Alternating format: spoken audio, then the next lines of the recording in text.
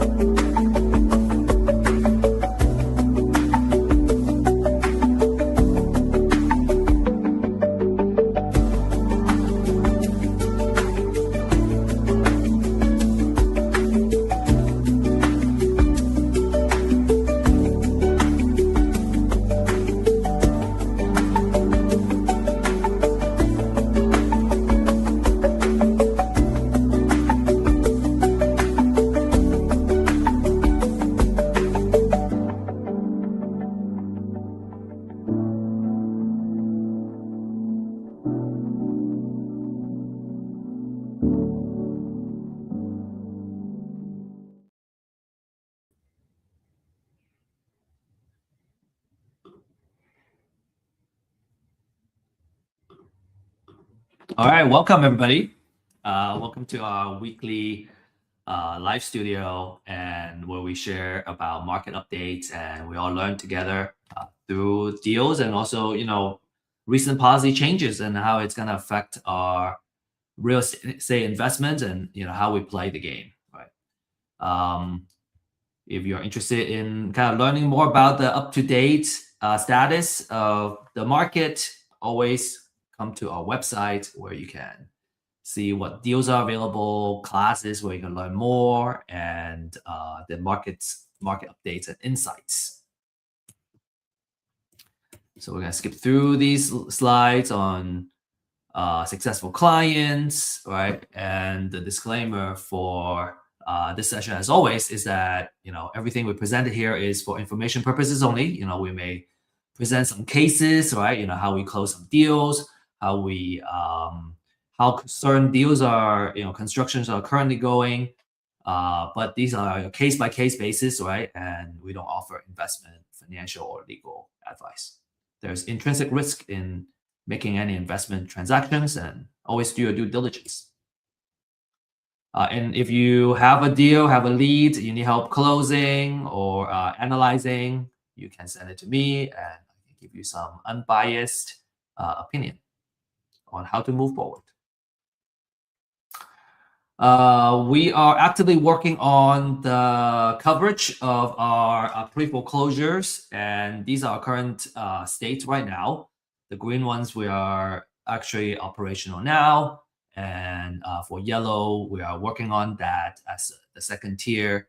So depending on what state and what market you're in, if you're ready to execute on these distressed sellers, we got the leads for you. We got a way for you to get these deals.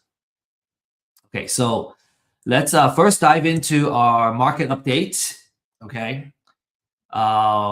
The market experts are saying that, from a stock market standpoint, we are in an environment where there's more volatility, right? Due to inflation, uncertainty, and supply chain disruptions.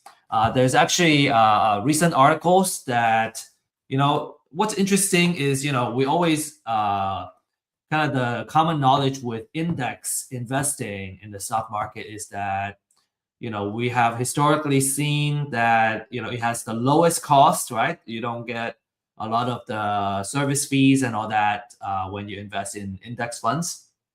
Also, that it can always historically steadily goes up. There is talks about the AI bubble and the crash, and and the possibility of if the companies that got added to the index and then they crash, that's going to lead the index funds to crash. And so there's a lot of talks about that. So here we just we're not experts in the stock market. We're just kind of sharing some updates on the stock market and what we're seeing. All right. Next, artificial intelligence is emerging as a major economic growth driver. If you have already started adopting using AI agents and using them to help you do some of the work, you can see that it does lead to productivity boost, to a certain point. And there's a lot of opportunities across the industry where AI investment is one of the strongest contributors to the productivity. Okay, number 3, we finally get to our kind of real estate and the housing side, right? 17 states now have inventory level that is above the pre-pandemic level now, and national active inventory is up 1.7% year over year, which is a sharp slowdown from last year's pace. Now, on a related news, we're also seeing that improving inventory, right? There are more houses on the market now, and in fact, a lot of them are sitting on the market, not moving as fast as previous years. It is healthier for buyers, right? Buyers are now having more choices. They have less competition and greater negotiation leverage. And so that turns into that shifts the market to the buyer side. So if you're kind of out there looking into acquiring investment properties, this is a really nice market for you. For those that are selling, we see and we understand how difficult it is for the majority of the market, for them to move their property. And again, that leads to really good opportunities for real estate investors, right, and buyers in terms of acquisition. I'm gonna run through these featured deals. We actually need to update the slides. We have quite a few opportunities that have come across our desk. We just have not had the opportunity to update these. So hopefully next week we'll be able to update these. First of all, we disclaimer on the deals, right? We're not brokers in this opportunity. So we have maybe here your takeaway here. I'm gonna skip through this pretty quickly or run through this pretty quickly. Is that this one is a sub 2 opportunity in Little Elm, which is in Denton County, right, in the DFW area. This is a short sale opportunity in Lancaster, which is south of Dallas. In Houston, we already moved this one.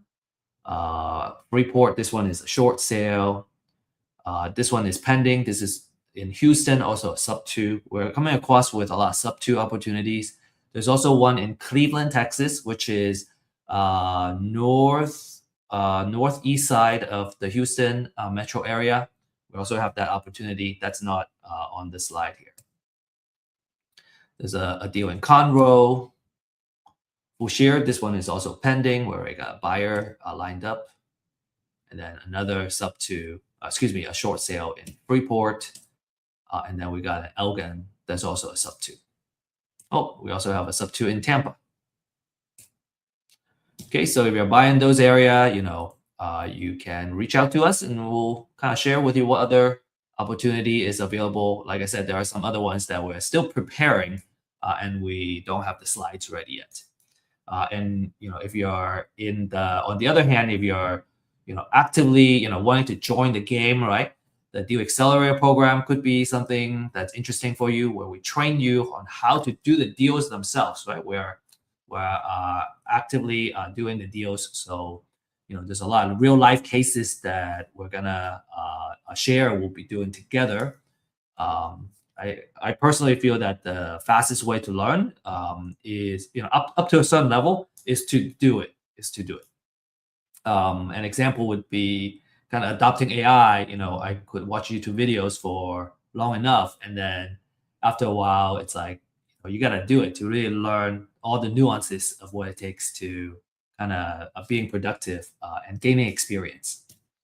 Okay, so that's the accelerator. Already got a lot of traction. Deal partners. These are we're looking to partner with active, experienced real estate investors, where we'll partner up on the deals. Right, we're experts in data and outreach and lead generation, and so we can find these unique type of leads that nobody else is looking at, and then we will participate in the deals together. And this is more of an exclusive collaboration opportunity. Okay, last week, this is kind of our keynote here, where last week we went over the first half of the new Housing Act, 21st Century Road to Housing. And we thought, just kind of staying on top of legislation and the policy changes, understanding what incentivizations out there, and taking advantage of them is a really good play, right? For example, we still have the opportunity zone that is not set for sunset yet, which creates a lot of incentivization for investments on your capital gains, right? So a lot of nice tax treatment. And if you're not familiar with it, you should certainly look into it. It's been around for, I think, about 10 years now. Now, this is the new act, and the current update is that it has gone through the House, right? The bill has gone through both the Senate and the Congress and the House of Representatives. and it has been presented to the president. And last time we checked, it has not been signed or vetoed yet, but in the next couple of days, we're going to hear more news about this particular act. So it's very imminent, and we want to really get on top of what's going on with this, right? Okay, so let me kind of pull up the deck that I prepared for you.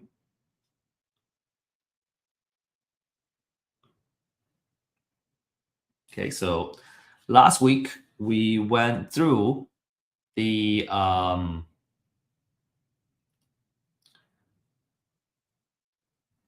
let's see, can we do this? Okay, so last week we went through first half of this presentation, and I would say probably the biggest takeaway here is the permitting of the lots that have utility connections, right?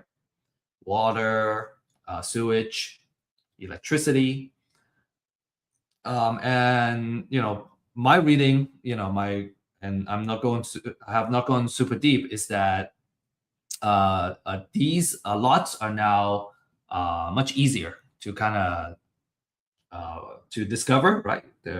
There's the public land database that's going to be effective on October 1st of this year.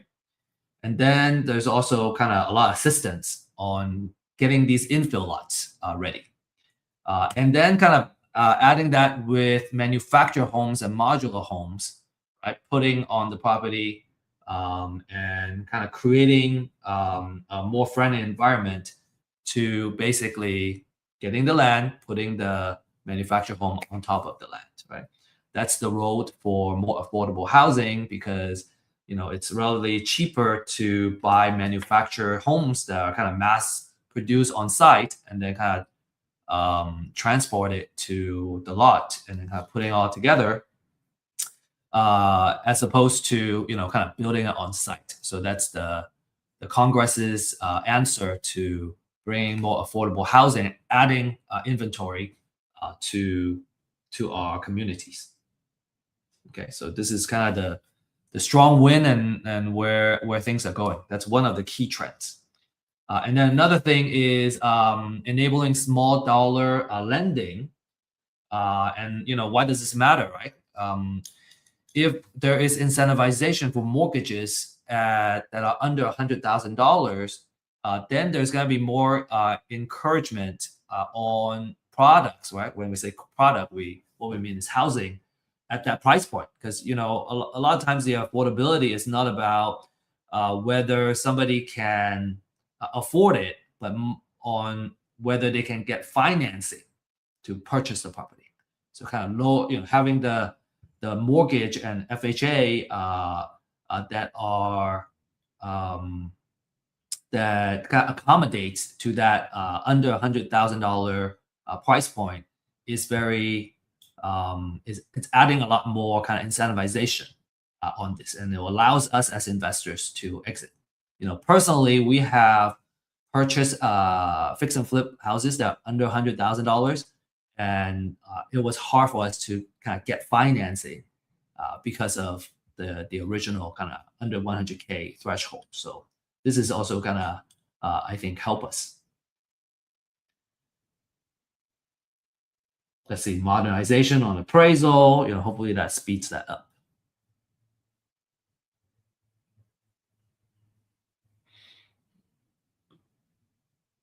Okay, next slide. Okay, so here, next slide, we're talking about Texas impact now. We have quite a bit of folks in our audience that, follow Texas, and we invest in Texas. It's one of the major states, right, in America in terms of housing and also in terms of investment market. So the federal bill doesn't override the local constraints. In Texas, the money is going to be on matching the federal direction with what local officials and permissions are going to be set up to facilitate this bill, right? It's all about implementation of the bill itself. The major markets like DFW, Austin, Houston, and San Antonio, I think the opportunity is going to be on the infills, right, and the missing middle, and the outer ring counties, right, of the metro area. The opportunity is going to be in the manufactured homes with the land and kind of getting workforce housing to help develop the rural area.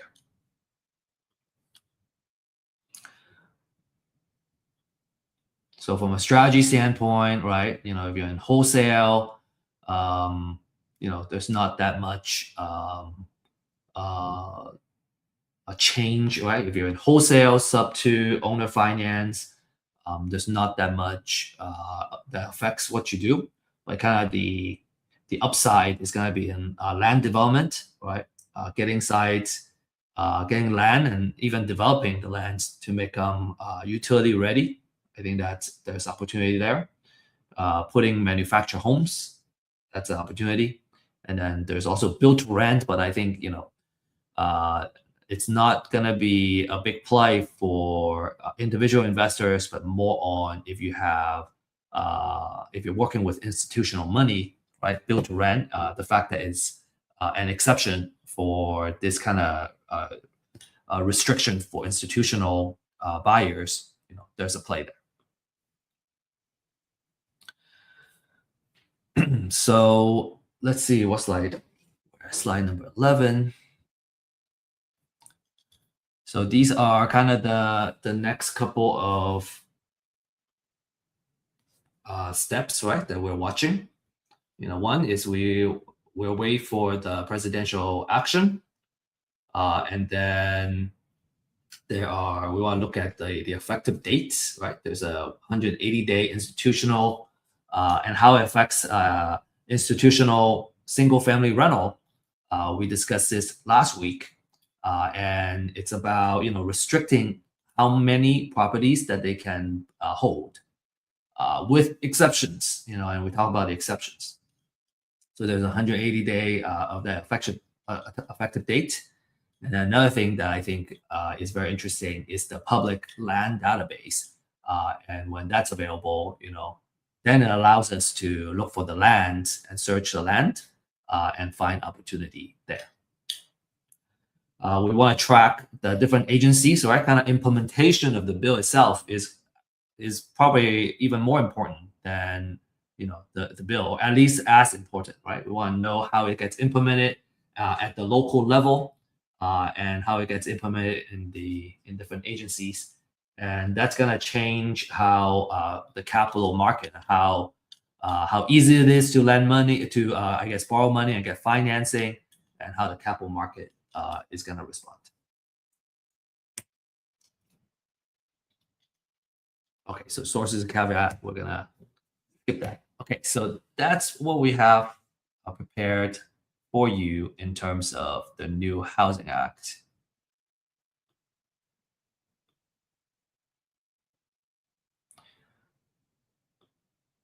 Okay, and if you have any additional comments, you can share that. We don't have deal cases. We actually have, let's see how many flips we have. 1, 2, we got 3 properties that are actively in work right now. I have not received new photos from Tamla, our partner that manages these deals. Hopefully in the coming weeks, we're gonna share with you some of the progress. I know we've been meeting kind of twice a week now to kind of discuss the progress of each property and make small decisions to kind of keep advancing these projects. So we'll be kind of showcasing some of these progress on this in our coming weeks. So kind of, watch out for that. We're also looking to bring sub 2 classes and education, scheduling with a speaker that's very experienced in both structuring sub 2s and also buying sub 2s. He has acquired a lot of these sub 2 properties, and there's a lot of advantage in buying these sub 2 properties as well. So he's going to be sharing his experience and teaching that. And like I said, we've been kind of quite busy putting these deals together. So kind of the organizing piece of kind of and presenting piece we're lagging behind. Otherwise, we would have a lot more material to share with you. So I guess we're looking for help. We're looking for folks that can help us coordinate and organize deals and keep pushing them forward so we can continue to scale. Okay, so that's what we have prepared for you. These are some upcoming events. If you scan the QR code, you can catch a lot of the deal finding classes here on the left. These are already pre-recorded, and you can kind of see, right? It's very geared towards folks that are starting. You're curious about real estate investments. How do I get in the game? Can I get in the game with little or no money? The answer is yes. Obviously, there's also risk that you have to take as well, right? It's real estate investments, right? Any kind of investment, there's risk. Even if you take no action, there is risk involved also. We're just maybe not aware of it. So here we're going to talk about different classes on how to find this kind of deals. We're going to talk about pre-foreclosure, right? Why that's a gold mine. Different ways you can make money and build wealth. Making money and building wealth are a little bit different, right? Money is cash upfront. Building wealth has more to do with appreciation, equity, and some of the techniques that are currently employed by prominent investors today. And then we have another class on Saturday that focuses on foreclosures, right? How do we win and bid on these foreclosure deals? What are some of the gotchas that you gotta be aware of? And then on the right are live events, right? We got this Dealmakers Live.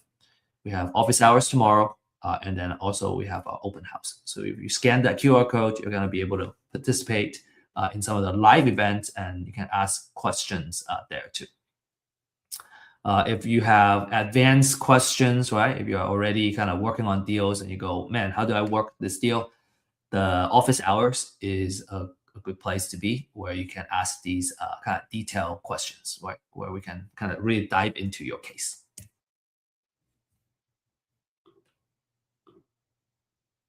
And with that said, let me end this session with make sure the best way, the best time to get started in real estate, or I guess you can kind of apply that to kind of other fields too, right? If you're into real estate investments and you really believe in this as an asset class, is that the best day to invest was 10 years ago. The second best day is today, and it's about taking action, right? Kind of learning and doing at the same time is going to be how we can accelerate a lot of our learning and gaining our experience. And we don't need to move fast. We just need to move consistently, and we do need to start. So you can start your real estate journey with us. And any questions, just feel free to reach out. We're here to support you. All right. Thanks, everybody. Have a good rest of the week and weekend, and we'll see you next week.